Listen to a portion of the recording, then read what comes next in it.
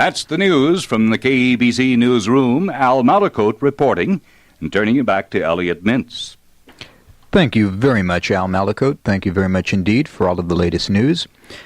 I guess by now we have interviewed well over 1,000 people on radio and television, and in the course of that period of interviewing over 1,000 people, there are about a dozen human beings who really stand out in my mind. One of those individuals is my very special guest this evening, who I've had both on radio before and television, and I find him to be a man so extraordinarily well-informed and considered to be, in his profession, not only an expert, but perhaps one of the most gifted people at doing what he does. He is Dr. Thomas Noguchi, and what he does specifically is he is the Los Angeles County coroner, and it is his job to investigate all deaths that occur by unnatural causes in the county of Los Angeles. He has performed autopsies on such people as Marilyn Monroe and Robert Kennedy and Janis Joplin, Sharon Tate, thousands of others. It is a pleasure to welcome you to KABC, Doctor. Thank you very much for your invitations, and I'm always delighted to be invited. Thank you. Dr. Noguchi, just some background material first, and then we're going to discuss some of the new things tonight that you've brought with you. How many autopsies have you personally conducted by now? I have performed well over 8,000 autopsies. However, as a county coroner, from time to time, I do have to supervise and also review cases. I would say that including review cases, that I must have seen more than 20,000 cases in the past nearly 15 years. It is not an extraordinary statement to suggest that you have probably spent more time with people who are deceased than people who are alive. Well, although that I do meet many people, however, that deceased persons, of course, as a part of the initial stage of the investigation, as you well know, so that it is a statement is correct. However, it's live persons and the person who have departed as what appears to be two different things as far as scientific investigation is concerned. Yes. We talked before, and you said that there are really two different, you used the phrase Noguchi channels, two different parts of your character, one where you do not become emotionally involved in your work, where you function as the doctor, and the other part that, of course, cares and feels and the like. Do you ever find that you grow insensitive to death because you work with it so frequently?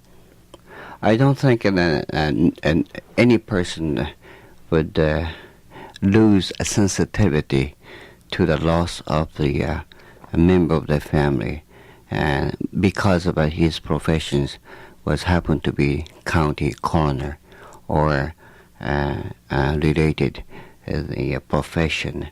It is very difficult to have audience understand this area. However, is that we do definitively change a channel 2, for example, to channel 4, and while we are conducting investigations and detailed examination, but after the examination is finished, I often change back to channel 2 when I talk to the family. I had to mention that, though, very recently, the very well-known person had unexpectedly passed away. I had occasion to examine whether I had spoken to the family. Of course, since I knew him, when I was talking to the family, I couldn't help not thinking while he was active, and he was a very vigorous attorney and so on. It is an emotional aspect do get in and after the examination. So, if I understand correctly, in the examination room, And I always mistakenly refer to it as a morgue, and I know you don't like that term. What is the exact name of the place in which you work? Well, the office of a coroner of Los Angeles County no longer have a morgue. It has a 4-story, newly built scientific laboratory containing, if you might just envision, about 8 operating rooms, like in a medical center. For this reason, I am advocating a new terminology which I hoped to be adopted by a coroner or a medical examiner throughout the nation. That is to be Forensic Science Center, and in contrast to a medical center. A Forensic Science Center. From now on, I will always refer to it as that. Thank you. When you were in the Forensic Science Center doing what is done in the Forensic Science Center, you were on Channel 2, which means you conduct your work as a scientist, as a doctor, as an investigator, and you do it without emotion. Then when you go into the hallway to meet the parents of the deceased, then you respond emotionally to death as anyone else does. Yes, and I do. I think this is a time, perhaps, the family do need help. That the very kind, Yes. considered the assistance would be necessary, and this is one of the areas people who perhaps at the time of the tragedy may not be aware how to take it. However, it is our responsibility to make sure that they will be able to handle. And in fact, we are thinking, having in my department regularly stationed the clergymen on the various phases. And in fact, I went to one of the leading chapels to study decor, so that the viewing rooms for the deceased, which no longer viewing will be done directly, will be using a large cross-circuit color television system, so that the family would do a view for identification. But this, perhaps our department will be the first one to adopt this color cross-circuit television system. So instead of the family actually going into a room and a sheet being lifted and the like, they could sit and watch on television and say, yes, that's the person. Yes, as you well know, there's somewhat credit to the Hollywood, the thrill movie, perhaps, is the coroner's image was not well really represented. They usually end up on a hunchback man coming up from the dark and the well lighted basement, and then somewhat cold, Yes. The metal drawer, and then invariably lift the white sheet for identification. That's one of the most cruel things that you can There are do. no drawers that pull out of walls. No, There no aren't. more. It's that actual remain will be placed in the actually it's what you might call this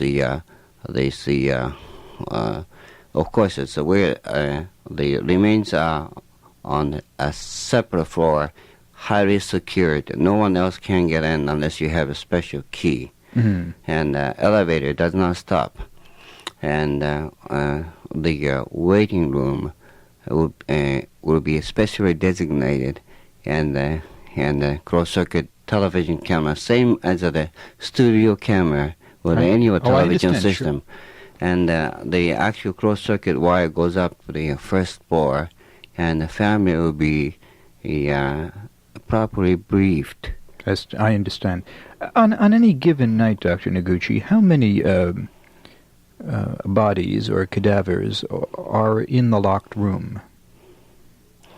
Well, of course, we do have a daily workload, plus there is a large number of unclaimed remains, not that because of the families do not... But just because you can't identify them. Cannot identify it. And second, one of the problem was it's indeed about 10% of the Los Angeles area population is a transient, maybe 10 to 20%. 10 to 20% of Yes. all the people in LA are moving, transient. Yes, transient.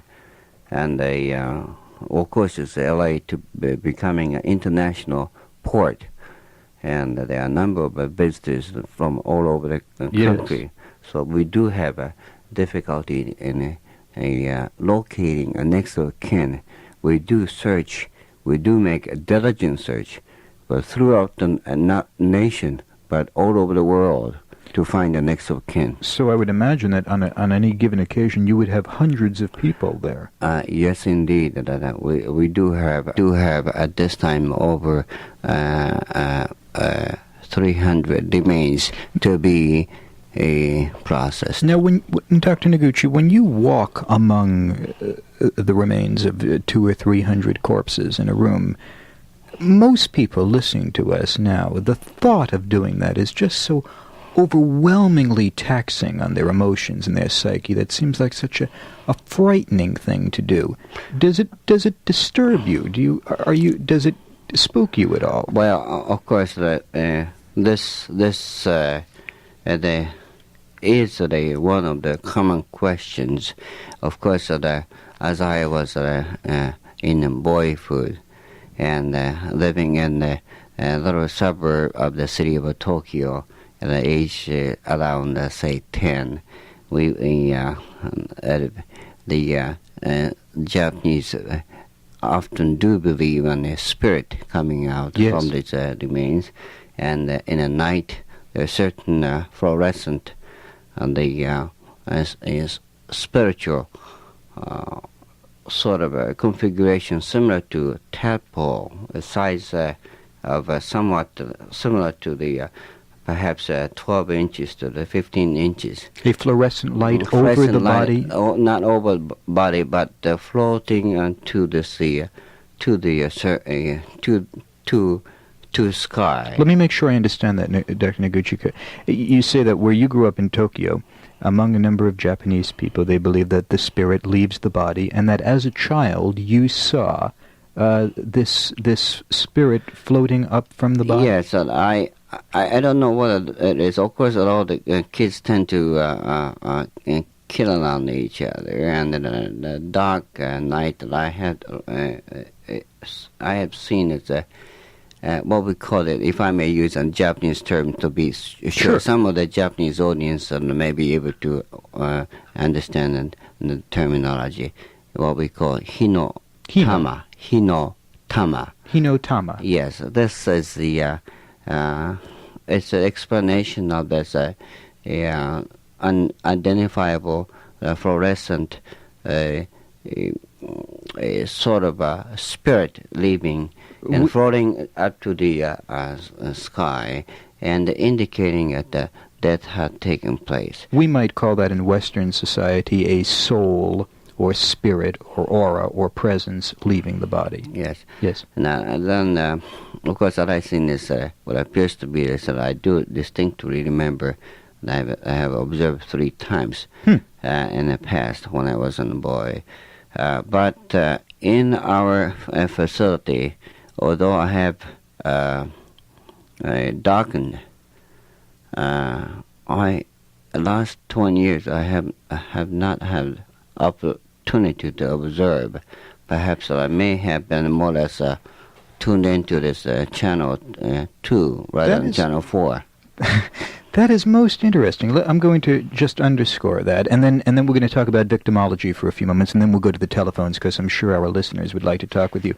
It's just whenever I get started talking with you, we can go on for weeks. But Dr. Noguchi has indicated, just to paraphrase, that as a child growing up in Tokyo, where it is the custom of when somebody dies, apparently, to place them out so their spirits can leave the body, Dr. Noguchi on 3 occasions has witnessed something, some presence, some spiritual form leaving the body.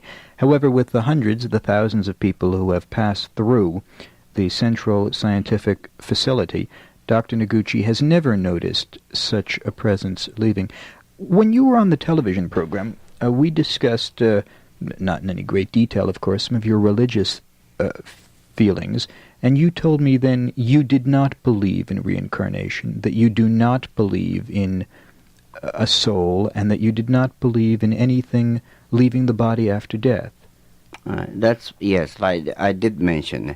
However, I must say this: half of my life was spent in Japan, and another half being in the United States, and my sort of religious, spiritual background is basically in Buddhism. Yes. And believe in the reincarnations, and in fact, to such extent that if a person who does not meet their standards, so to speak, it had been said that reincarnation will occur, and they may be coming back as a spider or a snake. Yes. Now, this I do not believe that is the case. But you do believe that something goes on after death sets in? Yes, I do. Of course, I have been giving additional thought since I have mentioned. I think it is too naive to think that no spirit at all, because of the creation of the mere fact of the earth and the universe itself, is that I don't think any scientist have a definitive explanation for it. I just constantly seeking for just what you might call truth, and I can't believe there is a definitive, there's a super powers. I'm glad to hear you explain that to us. In 4 or 5 minutes, Dr. Noguchi, could you tell us what victimology is all about? I know this is something new you're working on, something that you have not said before on radio and television. We can discuss that for a few moments, and then go to the calls, because they'll want to ask you about that. What is victimology? Well, victimology is something. This audience may be the first time hearing this terminology. There's a coined word, however, it's the hope that people will be more aware of this particular branch of the specialized science. Science is the study of the victim in the light of the socio-economical and also the standpoint of the perhaps the safety aspect. Now, I have prepared a comprehensive plan for future victimology study of the Los Angeles County, since we do have statistics. Now, that I'm referring to basically at this time is the victim of a crime, that is a victim of a homicide in Los Angeles County. I'm just sorry to say that I can't help not mentioning this. And just about 20 years ago, we had perhaps 100 homicide victims that registered in our log, and 20 years later, in fact, we have over 1,000. If I make a specific number, that 1,011 cases registered in 1972. Incredible. 100 a month. Yes. It's what the second question should be what really happened.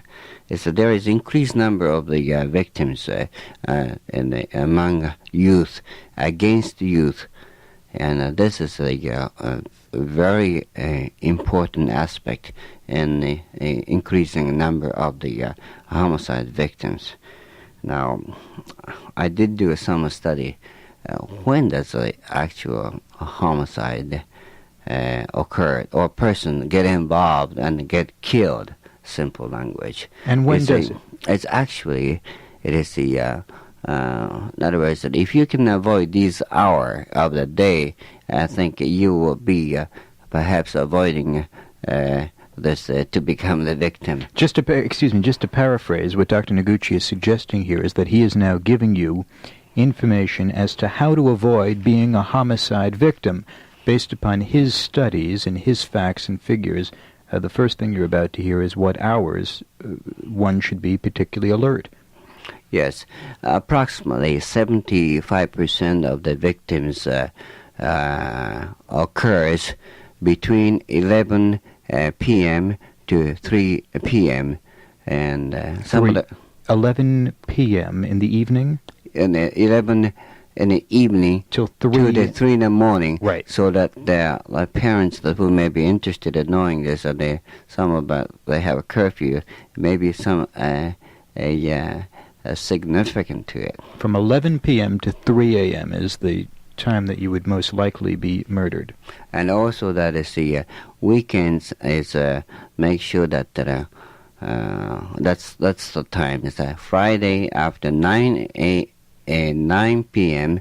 to the Sunday would comprise approximately 85% of murders occurred. From Friday night to Saturday morning? Sunday. Sunday morning. Including Sunday, yes. Does the phase of the moon really have something to do with your statistics? On a full moon, do you have more homicides? It had been said many times. As a scientist and administrator, in fact, that I haven't gone in yet, that I would like to be invited back again the next time, and I'm going to study a little bit about moon and tide and so on, yes, in relation to this victimology. I think it should be included. Now, I think many of our things that we have passed seems to be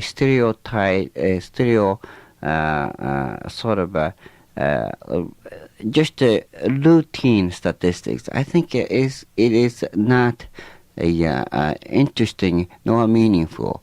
I think these are factors you may have. Questions and suggestions from the audience ought to be implemented, put into the computer data, so that I may be able to come up.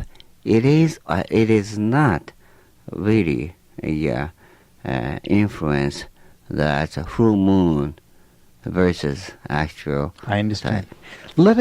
I know you have a number of factors on the list. Let me give out the phone numbers. Let's start taking phone calls, and in the interim of the phone calls, we can go down some of these other factors, okay? Let us do that. Wonderful, Dr. Noguchi. You're just always such an interesting man to talk with. It could go on for hours. At parties, are people always, like cocktail parties and social occasions, are people always coming up to you and talking with you about these things? Or do people ever come up and ask you about who you bet on the football game or politics?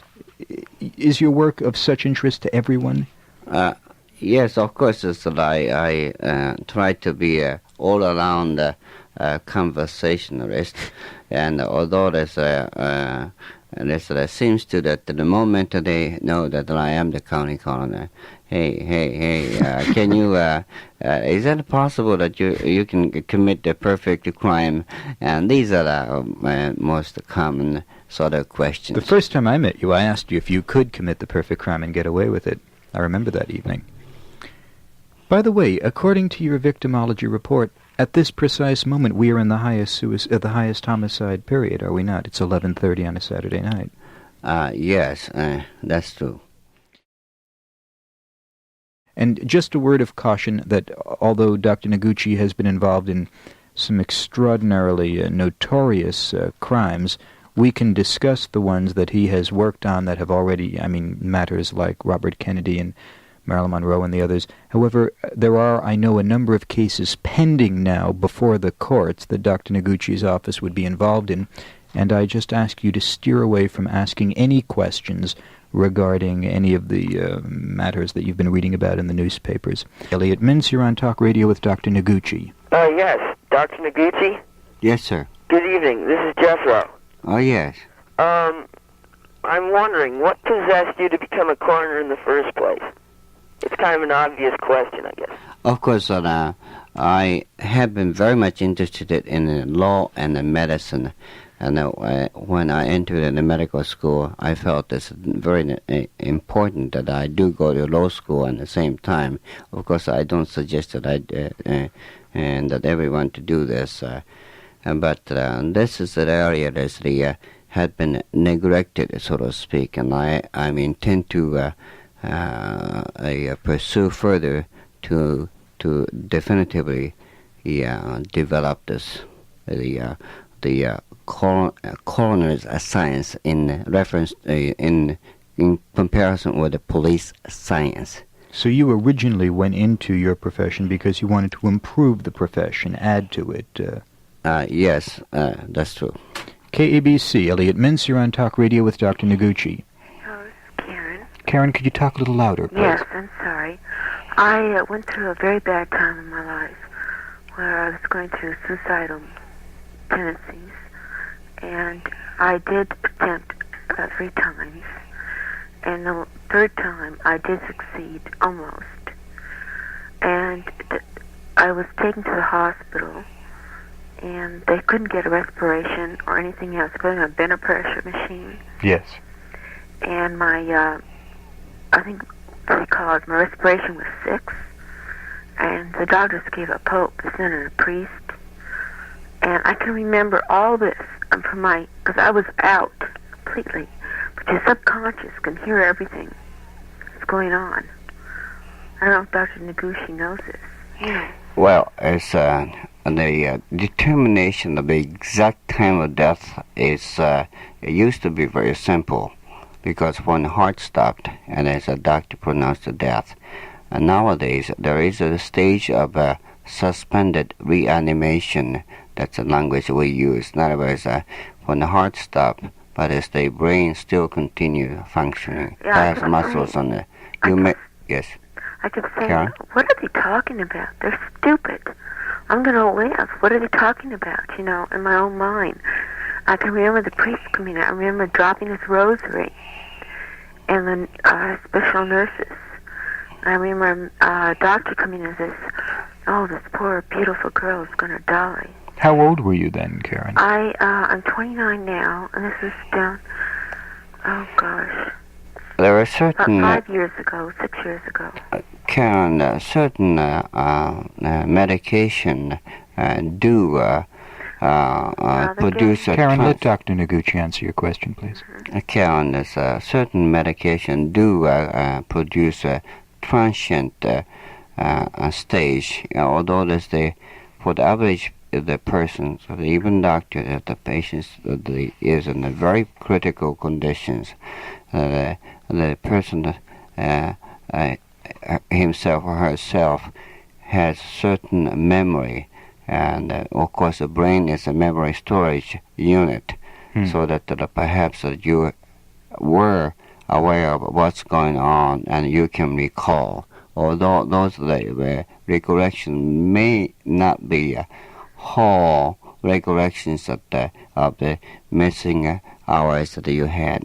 Interesting. Karen, I thank you for telling us. Good night. KABC, Elliot Mintz, you're on Talk Radio with Dr. Noguchi. Oh, Dr. Noguchi, this is Yoli. Yes? I'd like to know about how many cases you have each year that involve either amphetamines or barbiturate deaths. Good question. Well, as there's amphetamine causing death is statistically not too many, although there's the usages that are considerable in the Southern California area. I would say there's one of the concern that we have is the combination of the amphetamine and the other barbiturates and together, and if any human being take more than 3 or 4 pills at one time, the drugs do act against each other, causing considerable confusions in the body system. Now, we do have, I think, 1972, we have 3, I recall, a person who have died as a result of overdose solely due to this ingestion of amphetamine preparation. That is very surprising to me, Dr. Noguchi. Only 3 people in Los Angeles last year died from an overdose of speed? That's right. Speed alone, yes. That is amazing to me. I was under the impression that... What is the drug that is responsible for most deaths of the illicitly purchased and used drugs in the city?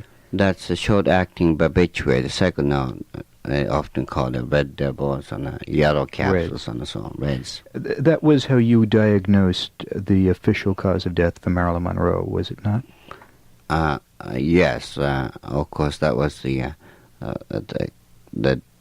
sleeping pill was a Nembutal rather than reds. You are aware that there is... well, let's not go into that. Well, let's just for a moment... You're aware that there is a great deal of talk and renewed rumors going on now that Marilyn Monroe's death was not a suicide after all. Have you been familiar with that discussion? Yes, I happen to personally like Marilyn Monroe. Me too. Well, I wish that I didn't have to examine her, but as I was assigned, I was a deputy coroner then. My predecessor did assign. I did not have a choice. That is that I don't think Marilyn Monroe and many people's mind is still living, and there is a constant reevaluation of as to how she had died. What was she thinking until the second before death is the one that we are concerned. Based on that, I think it is unfair for all of us to stubbornly stick with the feeling. That is that once we have determined we're not going to change our mind, I don't think it's that should not be the scientist attitude. So now, you stand by your original statement that her death was suicidal? Well, actually, it's that I'm rather reluctant to reveal her background because we have very, very, very extensive study done by consultant, a psychiatrist, a clinical psychologist, social worker, interviewing almost nearly 100 persons involved. However, that is we did not close the case as a suicide. We did use the term probable suicide. Aha. I forgot that you had mentioned, you made that distinction. You say you are reluctant to discuss that case, although it has been 11 years now since her death, practically. It was 10 years last August 7th.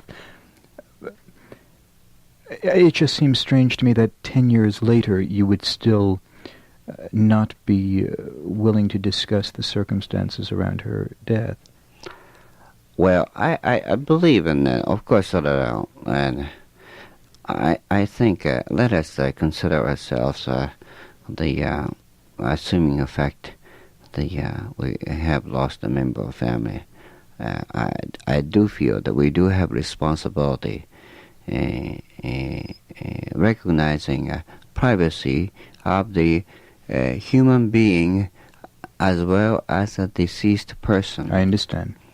I must say, Doctor, and we'll get right back to the phones, that when you were on the last radio program we did over at KLOS, and I asked you about those 2 final telephone calls that she made from her telephone, I must have received 200 or 300 letters from people who said that they were totally unaware of those telephone calls, that was the first time they had heard that.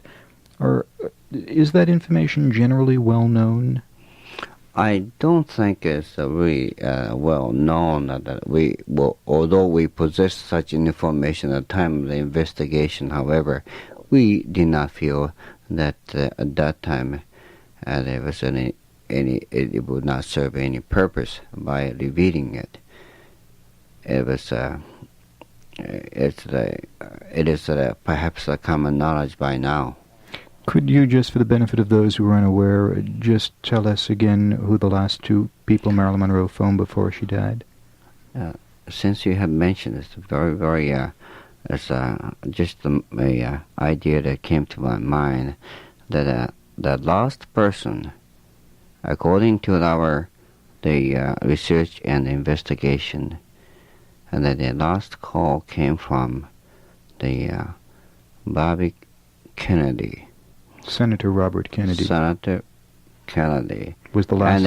And yet, Senator Bobby Kennedy is no longer with us. So it's a rather very... and I don't know there is any... No, I don't think any connection to it, but it's just ironical. The last person that Marilyn Monroe spoke with was Robert Kennedy, and he's no longer with us either. It is ironical. You said that he called her. I was under the impression she called him. Who called who? Do you know, or is that information available through telephone records? Yes, it's... I think that's it should be in the police report. That however, the call came from... pardon me, I think she placed the call. She called Bobby Kennedy, who was then the Attorney General of the United States. Right. KABC, Elliot Mintz, you're on Talk Radio with Dr. Thomas Noguchi. Hello? Hi. Hi. I was wondering, how many cases have you autopsied that you haven't been able to have a answer to? Well, that's very interesting questions. Although I have been rather well trained in this branch of the science, there's sometimes that we find that it's very unusual that, of course, that we know the fact that death had occurred, and then very thorough examinations we still cannot pinpoint the exact mechanism of death. That is, it occurs at about the less than 1% of the total cases that I have personally handled. And these the cases that are commonly among those youngsters, maybe age 18 to about 35. Somewhat they found dead at home, or maybe he's in a high school gym, or maybe a dance contest and so on, and in front of everyone watching a patient collapse, a person collapse, and there is just leave no trace of it as far as the cause of the death is So in concerned. about 1% of all of your autopsies, you shrug your shoulders and say, I don't know the cause of death. Well, we do know that definitively that is the underlying cause. We do believe these those that witnessed the death. For example, that is assuming the fact that I to walk into KABC stations and somewhat the queue over, and then the examination done is there is no really concrete evidence to say there's a reason. Now, but these are usually irregularity of the electric conduction system, the heart, and the heart stops, and the heart cannot resume the heartbeat. We have 5,000 people who want to talk with you, Doctor. KABC, Elliot Mintz, you're on Talk Radio with Dr. Noguchi. Good evening, Elliot. How are you? Fine, thank you. Good, Dr. Noguchi. Yes, sir. My name is Ron. Ron, yes. And I have a question insofar as I moved out to California about 4 years ago from Chicago, and I remember prior to my move out here to California from Chicago, there was all sorts of discussion as to just precisely how Bobby Kennedy died. Obviously, it was an assassination, and it was a bullet. But the flap in Chicago was over the newscast. I remember that the problem was that you had some sort of reservations insofar as your official diagnosis was concerned as to the death of Bobby Kennedy. Could you elaborate on that, please? Just briefly, of course, as a scientist, I was not, first of all, let me just mention, I was not an ambassador hotel at the time of the shooting. And that based on solely on the examination of the remains and the scene afterwards, that I came to the conclusion that the Senator Bobby Kennedy was shot by this small caliber gun from the right side of the back of the head, and about the close range such extent that I feel as perhaps 3 inches from the back of the ear, may even be 1 inch. Now, I understand the witnesses so far that produced by the prosecution has not been able to find any witness seeing that such person as Sirhan, Mr. Sirhan, was close to it. Of course, everybody in a panicky situation, so that this is outside of the realm of my investigation.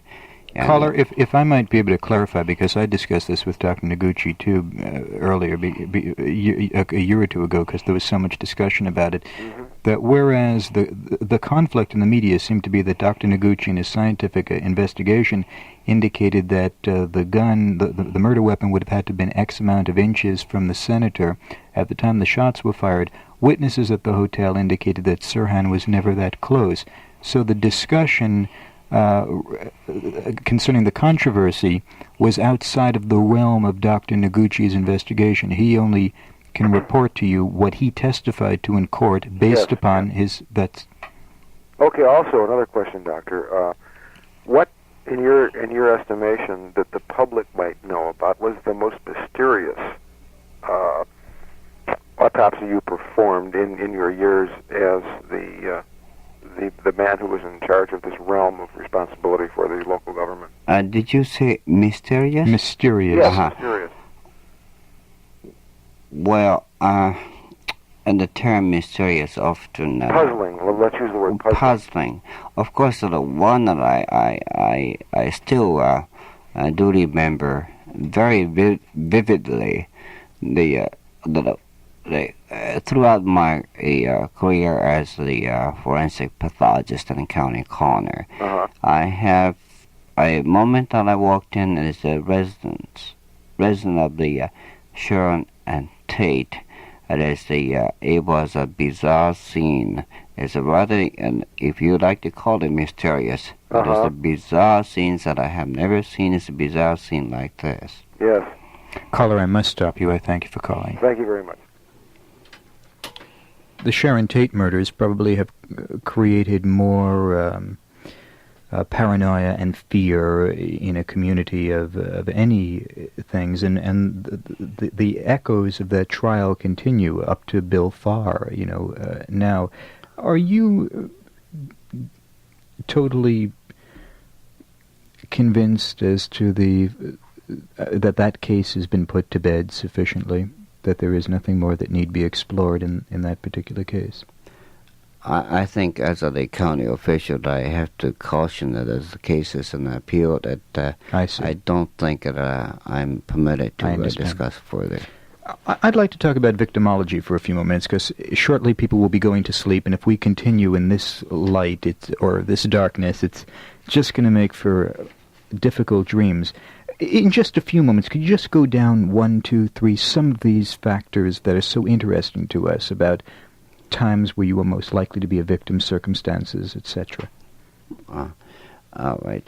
Now, basically, in the one factor still remains that anyone who is the influence of the drug or you're associated with the person who had been drinking, and I think you have to be cautious. Now, those who is using a drug, and especially the mind moderator, or perhaps not so much of a tranquilizer, perhaps amphetamine or much more stronger hallucinogenic agents tend to create this confusion in the mind of the person so that you may get killed. Those who possess the gun, who freely use, and I think, but I would suggest either you're going to have bulletproof jacket or you'll stay away. And of course, on the nowadays, contrary to this 10 years ago, that you get killed for no apparent reason. And about 10 years ago, about nearly 80% of the homicides were committed by this known person. People in your family, people in your family, or the friends, or they have some enemies and so on.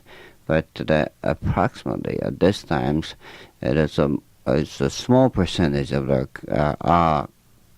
falls into that category, and it seemed the street and the dark street is to be avoided. Let me just run down some of these as we're going in. From 11 p.m. to 3 a.m., times to be conscious of. Weekends, times to be conscious of. Associations with people who use drugs or using drugs yourself, specifically mind-altering drugs like depressants. People to avoid people who possess guns. And the one you just said. Of course, the guns as the exhibit. Such a thing is I think of course we must respect those that are gun collectors and so on. Those who will use kind of a joking fashion, flashy and showing those are the circumstances that you most likely get killed. Dark streets and a few more. Yes, and actually, and also the dark streets, and then summertime, and the last 2 years we have been observing this, the youngsters on the beach, where there's camping, and they become a sacrificial offering by what appears to be a person who practices occult religion. You say that you have come across a number of murders in Southern California on beaches around campfires where people are practicing sacrificial murders through occult groups? Of course, these are the possibilities, and of course, I can't think anyone who would be murdering a person for no apparent reasons, but leaving telltale evidence. I'd rather not mention some the detail, because these signs that we do look for as the certain signs that are indicating it appears the person had been sacrificed. Really? I haven't read anything in the newspapers about that. Of course, we do more or less for the benefit for the a comprehensive law enforcement program, so we do not mention in the paper or any other media, because it seems to tend to give an idea which we do not wish to do so. Could you just, I don't mean to press the point, but could you just give us an idea how many people have been sacrificed in last summer, for instance? A number, perhaps. I could only just to say this. Is that we're talking about the tens, not 100, and that's about the best that I would like to reveal at this time, because this is under investigation. Oh, I see. It's pending. Are there some other indications that we should be aware of in the chart? Yes.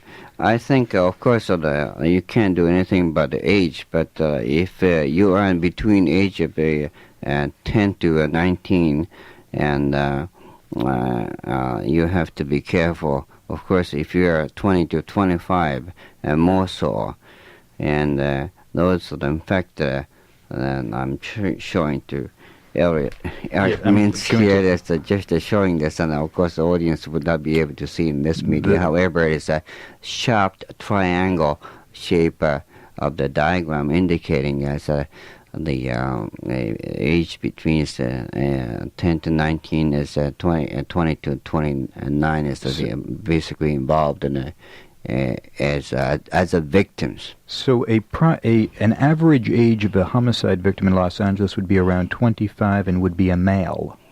That's correct. Could you give us any other indications, any other factors? This is enormously interesting. I hope other coroners around the country are familiar with this, because this is a wonderful way for people to be conscious of when danger is lurking, you know? Yes, I think that's actually an ethnic orientations that could be mentioned, since some of the partial statistic has been released by the media, and I think the whole story ought to be told. And actually, as the victims, of course, we have not completed this victimology study, but generally speaking, the victims are usually those who are from the black community or Chicano community and other minority groups, which consist about 60%. So now, this does not mean that that our statistic, of course, that is not comprehensive enough to explain detail as to whether he was victimized by his other ethnic from other. Yes, we're talking about victims, not criminals.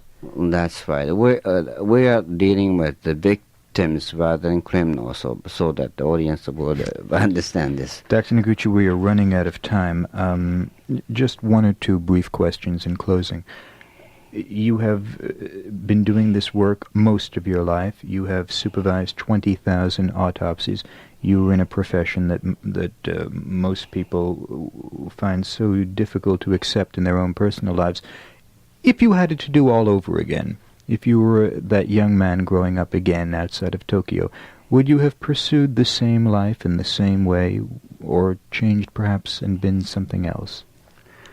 I would have chosen the same professions. You would. Totally rewarding a profession to me, because I would be able to make a contribution to the community in area of prevention of suicide and crime, prevention of number of accidents, as well as sudden death due to natural causes. Let us prevent such unfortunate events. We are caught by the clock again, Dr. Noguchi. I want to thank you so very much for coming down to KABC and visiting with us. Thank you very much for your invitation. I certainly enjoyed it. And I hope you return. Thank you.